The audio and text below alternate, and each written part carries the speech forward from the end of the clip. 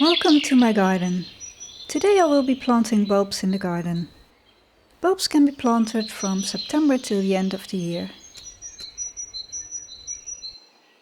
For many years I've grown white tulips dotted around the garden. I absolutely adore them, but I will no longer grow them. And the reason for that is because the last couple of years they all got eaten by mice and rats, so there's no point in planting them anymore. So for this year I think I've found a solution. I'm going to plant some other varieties like daffodils, hyacinths and alliums. These are all toxic, so the rodents will leave them alone. I have replanted a rose. This rose stood over here, but I didn't like how it was blocking the view to the hellebores. So now I have a nice open space that I can fill with bulbs. I start with the daffodils named Thalia. Thalia is a white daffodil with 3 or more flowers per stem. They grow around 30 centimeters tall.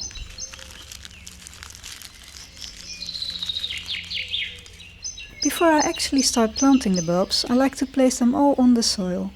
This way I get a feeling for how much space they need and what it might look like in spring. Now I'm going to place the alliums. I've chosen a variety called Purple Sensation. They grow around 80 centimeters tall and flower in May-June.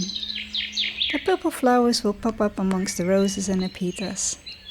Bees absolutely adore them. I want them equally spread in the border. It almost looks like hiding Easter eggs. So when it comes to planting bulbs, you have to plant them at least the depth of the size of the bulb. So you have the bulb, then at least this part of soil needs to be on top of it. Now that I've placed all the bulbs on the soil, it's time to start planting.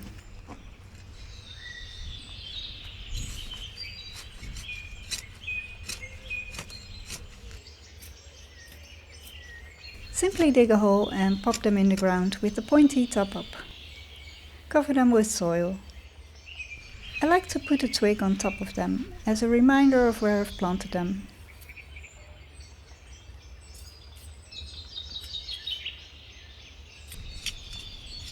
I plant the daffodils in groups.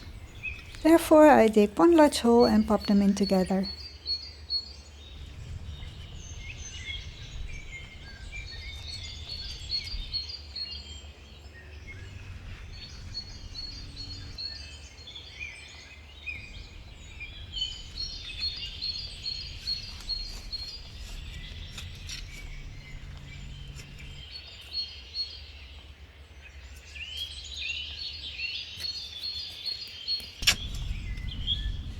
So these are the roots, so this is the top of the bulb.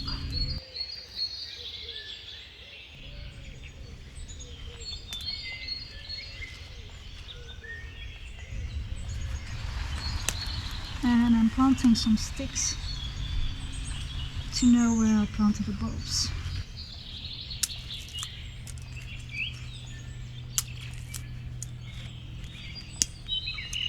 The hyacinths will grow in a group as well. This gives a more natural display. I dig one big hole and pop them in together.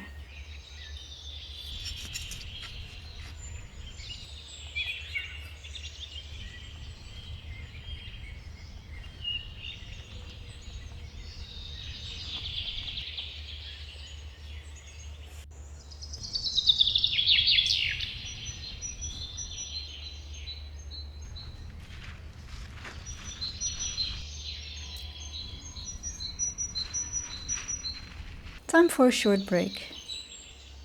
I grow mint to make my own tea. Cut a few stems, put them in a cup or teapot, add boiling water and leave it for a while. When the water turns green, it's ready to drink. Add some honey if you would like to sweeten your tea. I prefer mine as it is. The garden is fading, but I love the golden colors, the warmth of the sun, the bees searching for pollen in the few remaining flowers. Soon the garden will go dormant, storing and saving energy for a new season, waiting to burst and perform again in spring. It is what we as humans should do as well. Winter is the time to take care of yourself, charge your battery and prepare for the new season, so that we can start fresh, full of energy and come to bloom in spring and summer.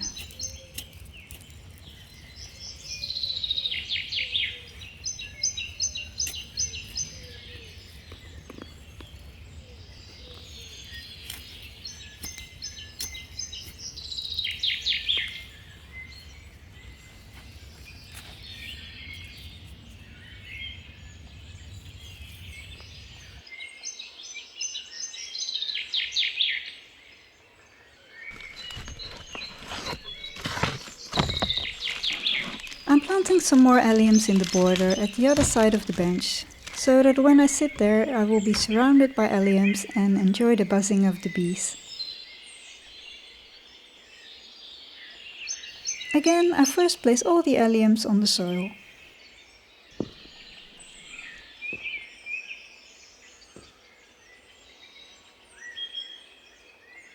I prepare a few sticks to put on the planted bulbs.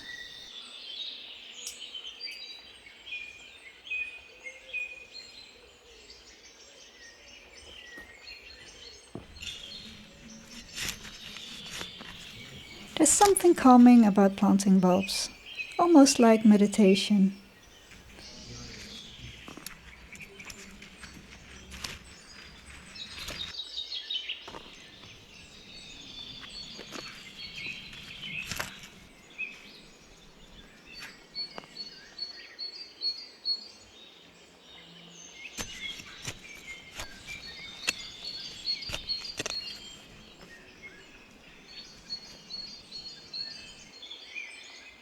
Dig a hole, put the allium in the ground with the roots facing downwards and cover with soil. Place a stick as a reminder. Repeat this process until all the bulbs are in the ground. On either side of the path, as well as between the box and in the garden behind the box, I have planted more alliums and white daffodils, called white marvel. It is also a multi-headed variety with creamy white, double-centered flowers. They will flower mid-April. This spring the garden will look very differently from previous years with the tulips. I feel sad that I can no longer grow them, but I feel also very excited to see what it will look like coming spring. It gives me something to look forward to. Isn't that what gardening is all about?